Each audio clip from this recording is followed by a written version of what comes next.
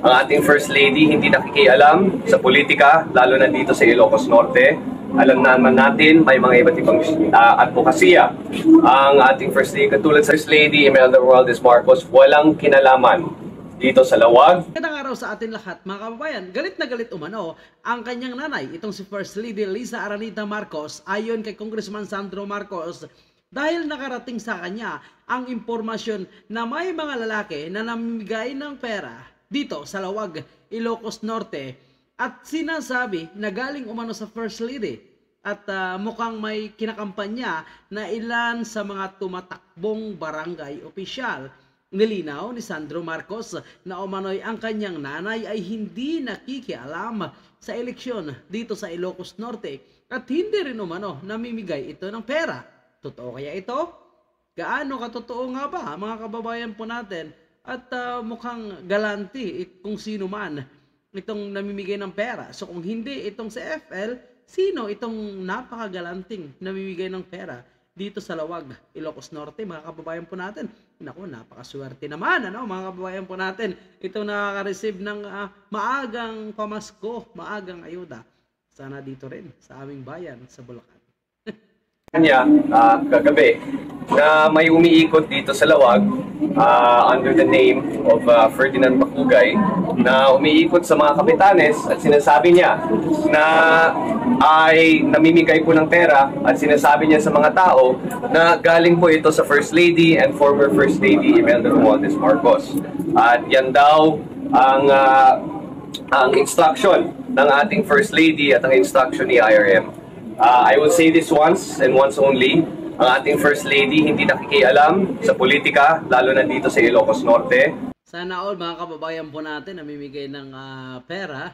Wow, napakaswerte nga naman talaga, ano, ng mga taga Ilocos Norte dahil maraming grasya ang dumadating sa kanila. Alam naman natin, may mga iba't ibang advokasya ang ating First Lady, katulad sa Love for All at ang mga iba't ibang initiatives na ginagawa niya ngayon.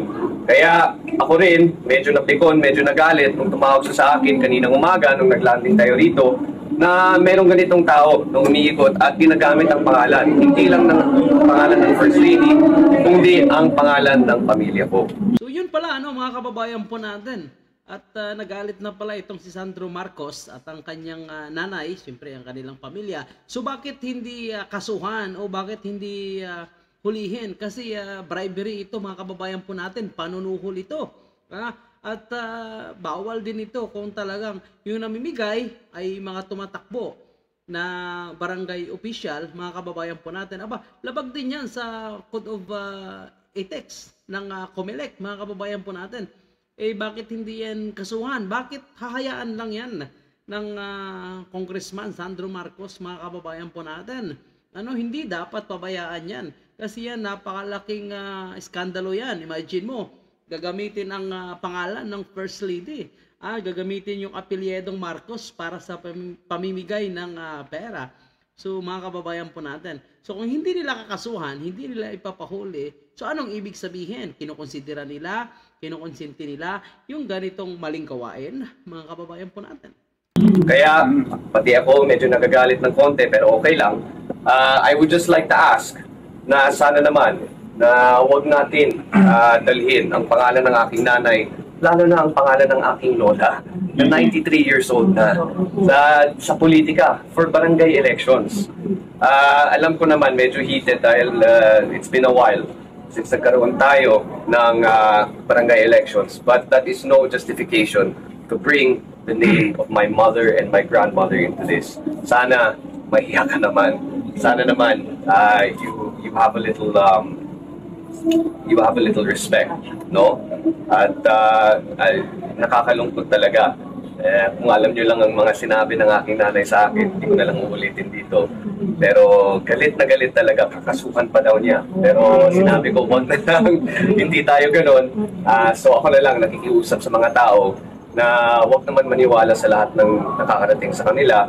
Andito naman ako, pwede nyo naman ako tanungin anytime kung ano talaga yung katotohanan. So I just wanted to make that clear.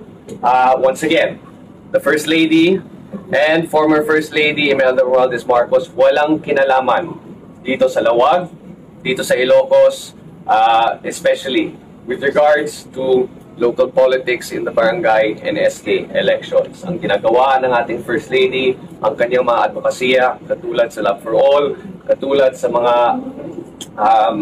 rejuvenation of certain things such as the Pasig River. So she will continue to focus on that. And sana naman sa ating mga kakailihan na nakikinig ngayon. So yun po mga kababayan po natin, kasi may gumagamit mano ng pangalan ni FL at ni dating FL Imelda, mga kababayan po natin.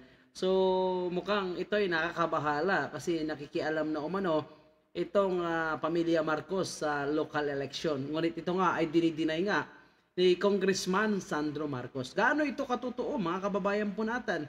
Dahil ba ito ay kumalat na at medyo nagtrending kaya pinabubulaanan ito ng pamilya Marcos? Hindi ko masasabing totoo, hindi ko pwedeng masabing hindi dahil wala naman tayong patunay. Kaya mga kababayan po natin, kayo na pong bahala maghusga, lalo na po yung Tagalawag. Siyempre, bubutuhin pa rin po natin kung sino ang karapat-dapat at yung totoong nagsiserbisyo sa ating barangay. So kayo na po bahala dyan sa mga Tagalawag, huwag kayo maniwala kahit sinong pangalan pa ang kanilang gamitin. Basta ang importante, doon po tayo sa lokal official na talagang gusto magserbisyo na totoo, mga kababayan po natin. Hindi gustong magnakaw sa kaban ng barangay. So yan po yung ating update. Maraming salamat po sa inyong lahat.